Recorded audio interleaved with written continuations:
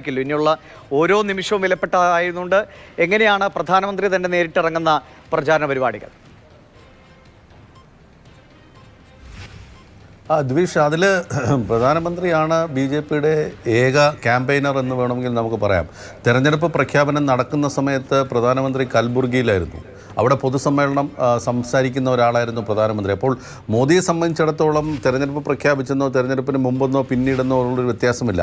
ഏക ക്യാമ്പയിനർ ബി.ജെ.പിയെ സംബന്ധിച്ച് മോദിയാണ്. ഇപ്പോൾ അനിൽ ആന്റണി പറയുന്ന പോലെ മോദിക്കാണ് ജനങ്ങൾ വോട്ട് ചെയ്യുന്നത് എന്നുള്ള ഏക USP എന്ന് പറയുന്ന മോദി മാത്രമാണ്. പക്ഷേ അവിടെയാണ് ബി.ജെ.പിയെ നേരിടുന്ന ഏറ്റവും വലിയ പ്രശ്നം. എന്തുകൊണ്ട് ഈ ഇത്രയും വലിയ ഉറപ്പുണ്ടെങ്കിൽ പണ്ട് NDAയിൽ നിന്നും വിഘടിച്ചു പോയ TDPയെയും അകാലിദളിനെയും പിന്നെ ഒഡീഷ പോലുള്ള സംസ്ഥാനത്ത് ഭരണകക്ഷിയായ BJDയും ഒക്കെ സഖ്യത്തിൽ കൊണ്ടുവരാൻ നോക്കുന്നത്. അപ്പോൾ ഒരു എവിടെയോ ഒരു ആത്മവിശ്വാസക്കുറവ് അവർ ഫീൽ ചെയ്യുന്നുണ്ട്. പക്ഷേ ഈ പുറത്ത് ഒരു പ്രചരണത്തിൻ്റെ ഭാഗമായി 400 കടക്കും എന്ന് പറയുന്നു എന്നുള്ളതല്ലാതെ അവർ പീക്ക് ചെയ്ത് നിൽക്കുന്ന ഒരു സമയമാണ്. കഴിഞ്ഞ തെരഞ്ഞെടുപ്പിൽ അവർക്ക് പരമാവധി കിട്ടാവുന്ന സീറ്റുകൾ ഉത്തരേന്ത്യയിലെ ഹൃദയഭൂമിയിൽ നിന്ന് കിട്ടിയിട്ടുണ്ട്.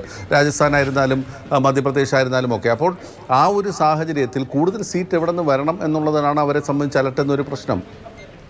പശ്ചിമ ബംഗാൾ മുതൽ അല്ലെങ്കിൽ വടക്ക് കിഴക്ക് പശ്ചിമ ബംഗാൾ തുടങ്ങി താഴോട്ട് വരുമ്പോൾ ഏകദേശം 120 സീറ്റുണ്ട് ദക്ഷിണേന്ത്യൻ സംസ്ഥാനങ്ങളെല്ലാം കൂടി ചേരുമ്പോഴേക്കും. അതിലെത്ര സീറ്റ് BJPക്ക് കിട്ടുമെന്നുള്ളൊരു വലിയ ചോദ്യം അവിടെ കിടക്കുന്നു. ഒഡീഷയിൽ BJDയുമായി സഖ്യം ഇപ്പോഴും നടന്നിട്ടുമില്ല. നിങ്ങൾ കഴിഞ്ഞ 2 ദിവസമായി മഹാരാഷ്ട്രയിലാണ് രാഹുൽ ഗാന്ധി നയിക്കുന്ന ഭാരത് ജോഡോ ന്യായ യാത്ര എന്ന് പറയുന്നത്. ഈ നാസിക്കിലും അതുപോലെ ധാനെ പോലുള്ള സ്ഥലങ്ങളിലുമൊക്കെ തടിച്ചുകൂടിയ ലക്ഷക്കണക്കിന് ആളുകളുടെ ഒരു പിന്തുണ അല്ലെങ്കിൽ ആൾക്കൂട്ടം എന്ന് പറയുന്നത് വോട്ടായി മാറുകയാണെങ്കിൽ മഹാരാഷ്ട്രയിലെ ഇപ്പോഴത്തെ വോട്ടെടുപ്പ് സ്ഥിതിയിലായിരിക്കണം, കഴിഞ്ഞ തവണത്തെ പോലെ ആയിരിക്കണമെന്നില്ല ഇത്തവണ വരാൻ പോകുന്ന വോട്ടെടുപ്പ് എന്ന് പറയുന്നത്. ഇപ്പോൾ മധ്യപ്രദേശിൽ ഇതിനേക്കാൾ വലിയ ആൾക്കൂട്ടം ഉണ്ടായിരുന്നു രാഹുൽ ഗാന്ധി പോയപ്പോൾ ഭാരത് ജോഡോ യാത്രയുമായി. പക്ഷേ ഇപ്പോൾ വോട്ടെണ്ണിയപ്പോൾ BJP ജയിച്ചു എന്നുള്ളത് മറ്റൊരു കഥ. അപ്പോൾ ഈ ഒരു രാഷ്ട്രീയ സാഹചര്യം ഇന്ത്യയിലാകമാനം തന്നെ നിൽക്കുന്നുണ്ട്. BJPയെ സംബന്ധിച്ചിടത്തോളം അവരുടെ പരമാവധിയിലേക്ക് കഴിഞ്ഞ തവണ തന്നെ വന്നിരിക്കുന്ന ഒരു സാഹചര്യത്തിൽ കൂടുതൽ സീറ്റുകൾ അവർക്ക് ലഭിക്കാത്ത മറ്റ് മേഖലകളിൽ നിന്ന് കിട്ടണം. അതായത് ദക്ഷിണേന്ത്യ, അവർ തന്നെ 5 ലക്ഷത്തിന് മുകളിൽ ഭൂരിപക്ഷമുള്ളത്, 4 ലക്ഷത്തിന് മുകളിൽ 3 ലക്ഷം, അങ്ങനെ ഓരോ കാറ്റഗറി ചെയ്ത് അതിൽ തൊട്ടടുത്ത് സാധ്യതകളുള്ള മണ്ഡലങ്ങളിൽ കൂടുതൽ പ്രവർത്തനങ്ങൾ നടത്തുക. അങ്ങനെയാണല്ലോ കഴിഞ്ഞ ഈ കുറേ വർഷങ്ങൾ പ്രവർത്തിച്ചു വന്നത്. അപ്പോൾ അതിൻ്റെ ഒരു മാറ്റം, അത് എവിടെയെങ്കിലും കുറഞ്ഞാൽ ആ കുറവിനെ മറ്റൊരിടത്ത് നികത്താൻ പറ്റുമെന്നൊരു പ്രതീക്ഷ, ആ പ്രതീക്ഷ ദക്ഷിണേന്ത്യയിലേക്ക് കൂടി ഉറ്റുനോക്കുന്നുണ്ടാകുമോ?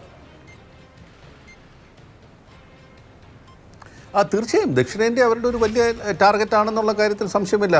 കേരളം 20 സീറ്റിൽ ഡബിൾ ഡിജിറ്റ്, അതായത് 10 സീറ്റ് കിട്ടുമെന്നൊക്കെ പറയുന്നത് ഒരു വലിയ ഒരു ചങ്കൂറ്റത്തിൻ്റെ ഭാഗമാണ് എന്ന് മാത്രമേ നമുക്ക് പറയാൻ കഴിയുള്ളൂ. എത്ര സീറ്റ് കിട്ടുമെന്ന് ഇപ്പോൾ പോലും അവർക്ക് ഉറപ്പില്ല എന്നുള്ളൊരു മറുവശം. പക്ഷേ 10 സീറ്റോളം ലഭിക്കും എന്നുള്ള പ്രധാനമന്ത്രിയുടെ ആ ഒരു വിശ്വാസം, അവർ പരമാവധി സീറ്റുകൾ അവിടെ നേടണമെന്നുള്ളതാണ്. തമിഴ്നാട്ടിൽ അതുപോലെ തന്നെ അണ്ണാമലൈ എന്ന് പറയുന്ന ഒരു വിരമിച്ച ഒരു ചെറുപ്പക്കാരനായ IPS ഉദ്യോഗസ്ഥനെ കൊണ്ട് മുന്നിൽ നിർത്തിയുള്ള വലിയ തോതിലുള്ള പ്രചരണം അവരവിടെ സംഘടിപ്പിക്കുന്നുണ്ട്. തെലങ്കാനയിലും സമാനമായ തരത്തിലുള്ള നീക്കങ്ങളാണ് ഇപ്പോൾ നടക്കുന്നതെന്ന് വേണമെങ്കിൽ പറയാം. അവിടെ കോൺഗ്രസിന് ഇപ്പോഴും അപ്രമാദിത്വമുണ്ട്. രേവന്ത് റെഡ്ഡിയുടെ നേതൃത്വത്തിലുള്ള മന്ത്രിസഭ അവിടെ അധികാരമേറ്റിരിക്കുന്നു. പക്ഷേ എന്തുകൊണ്ട് തെരഞ്ഞെടുപ്പ് പ്രഖ്യാപനത്തിന് തൊട്ട് മുമ്പ് തലേ ദിവസം BRSൻ്റെ നേതാവ്, അതായത് മുൻ മുഖ്യമന്ത്രിയുടെ മകളെ MP ആയിരുന്നു, ഇപ്പോൾ അവിടെ MLC ആണ്, മകളെ കസ്റ്റഡിയിലെടുത്തു എന്നുള്ളൊരു വലിയ ചോദ്യമുണ്ട്. എൻഫോഴ്സ്മെൻറ്റ് ഡയറക്ടറേറ്റ് അവരെ ഡൽഹിയിലേക്ക് കൊണ്ടുവരുന്നു. ഇപ്പോൾ എൻഫോഴ്സ്മെൻറ്റ് ഡയറക്ടറേറ്റിന് വിട്ടുകൊടുത്തിരിക്കുകയാണ് മാർച്ച് 23 വരെ അവരെ.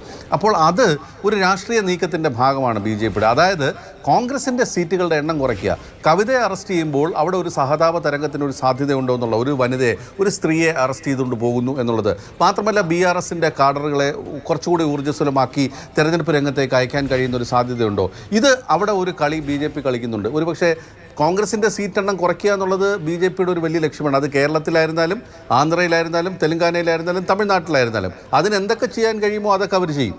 അപ്പോൾ ആ ഒരു കളിയും കൂടി ദക്ഷിണേന്ത്യയിൽ കളിക്കുന്നുണ്ട്. അതായത് കോൺഗ്രസിന് കൂടുതൽ സീറ്റുകൾ ലഭിക്കാൻ സാധ്യതയുള്ള ദക്ഷിണേന്ത്യയിൽ കോൺഗ്രസിൻ്റെ സീറ്റുകൾ പരമാവധി എങ്ങനെ കുറയ്ക്കാം എന്നുള്ളതാണ്. അത് മറ്റൊരു പാർട്ടിക്ക് വോട്ട് മറിച്ചു കൊടുത്തായിരുന്നാലും ശരി, അതിപ്പോൾ BRSന് വോട്ട് മറിച്ചു കൊടുത്തായിരുന്നാലും ശരി, മറ്റെന്തെങ്കിലും രീതിയിലായിരുന്നാലും അത്തരത്തിലുള്ള ഗെയിം പ്ലാനുകൾ അവർ പലയിടത്തും നടത്തുന്നുണ്ട്. അത് കേരളത്തിലും അത് ചിലപ്പോൾ ആ രീതിയിലുള്ള തന്ത്രങ്ങൾ പലവിധമാണ് തെരഞ്ഞെടുപ്പിൽ. അത് ഏതാണ് ശരിയായ വഴി എന്ന് നമുക്ക് പറയാൻ കഴിയില്ല. പല വഴികളും അറിയാ വഴികളുമാണ്. അപ്പോൾ വളരെ സജീവമായി തന്നെ ഇനി അങ്ങോട്ടുള്ള പ്രചാരണ പരിപാടികൾ മുന്നോട്ട് പോകും.